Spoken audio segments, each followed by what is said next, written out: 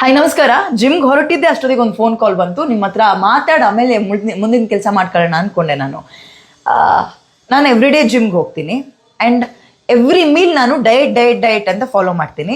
ನನ್ನ ತಟ್ಟೆಯಲ್ಲಿ without miss ಪ್ರತಿದಿನ ಪನ್ನೀರ್ ಅಂತೂ ಇದ್ದೇ ಇರುತ್ತೆ. ಬಿಕಾಸ್ ನಾನು ವೆಜಿಟೇರಿಯನ್, ನಾನು ಈ ಕೋಳಿ ಮೊಟ್ಟೆ ಮಾಂಸ ಎಲ್ಲ ತಿನ್ನಲ್ಲ. ಹಾಗಾಗಿ ಪ್ರೋಟೀನ್ ಅಂದರೆ ನನಗೆ ಮೇನ್ ಸೋರ್ಸ್, ಅದು ಮತ್ತೆ ಬೇಗ ಸಿಗೋದು ಪನ್ನೀರ್.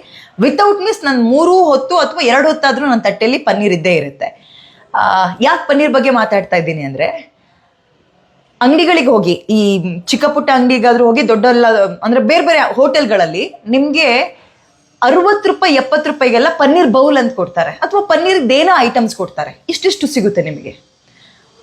ನಾನು ಎವ್ರಿ ಡೇ ಮನೇಲಿ ಪನ್ನೀರ್ ಮಾಡ್ಕೊಳ್ಳೋಳಾಗಿರೋದ್ರಿಂದ ನಿಮ್ಗೆ ಹೇಳ್ತಾ ಇದ್ದೀನಿ, 1 ಲೀಟರ್ ಹಾಲು ಬೇಯ್ಲಿಕ್ಕೆ ಹಾಕಿದ್ರೆ ಅಥವಾ ಕುದಿಲಿಕ್ಕಿಟ್ರೆ ನನಗೆ ಸಿಗೋದು ಇಷ್ಟೇ, ಒಂದು ಚಕ್ಕೆ ಇಷ್ಟೇ ಸಿಗೋದು ಪನ್ನೀರು.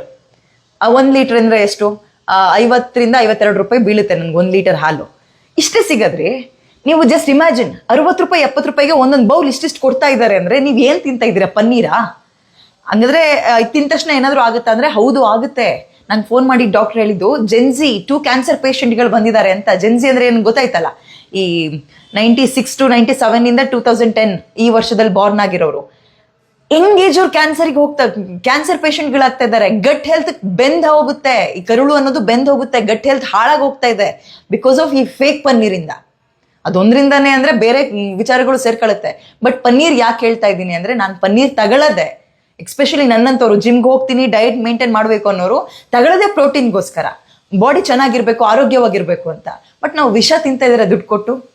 ಏನು ಹೇಳಕ್ ಬಂದೆ ಅಂದರೆ, ದಯವಿಟ್ಟು ಆದಷ್ಟು 10 ನಿಮಿಷಕ್ಕೆ ನಿಮ್ಗೆ 2 ಲೀಟ್ರಲ್ಲಿ ಒಂದಿಷ್ಟು ಅಗ್ಲ ಪನ್ನೀರ್ ಮಾಡ್ಕೊಳ್ಬೋದು. ಮನೇಲಿ ಮಾಡ್ಕೊಳ್ಳಿ ಆದಷ್ಟು. ಮಕ್ಳಿಗೆ ಕೊಡೋಕೆ ಹೋಗಬೇಡಿ, ಮಕ್ಳಿಗೆ ಕೊಡಬೇಡಿ. ಹೊರಗಡೆ ಚೀಪಾಗಿ ಸಿಗುತ್ತೆ ಅಂತ. ಅವ್ರು ಯಾಕ್ರಿ ನಮ್ಮ ಆರೋಗ್ಯದ ಬಗ್ಗೆ ಯೋಚನೆ ಮಾಡ್ತಾರೆ ಹೊರಗಡೆಯವರು?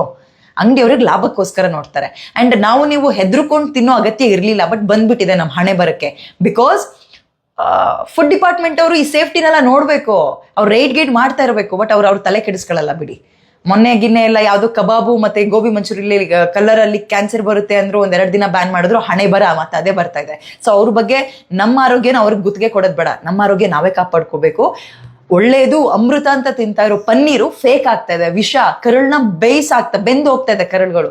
ದಯವಿಟ್ಟು ಪನ್ನೀರ್ ಅಂತ ಹೋದಾಗ ಹೊರಗಡೆ ತಿನ್ನೋದು ಅಥವಾ ಲೋಕಲ್ಗಳ ಕಡೆಯಲ್ಲಿ ಕಡಿಮೆಗೆ ಸಿಗುತ್ತೆ ಅಂತ ತಗೊಳಕ್ಕೆ ಮಕ್ಳಿಗೆ ಕೊಡಕ್ಕೆ ಹೋಗಬೇಡಿ.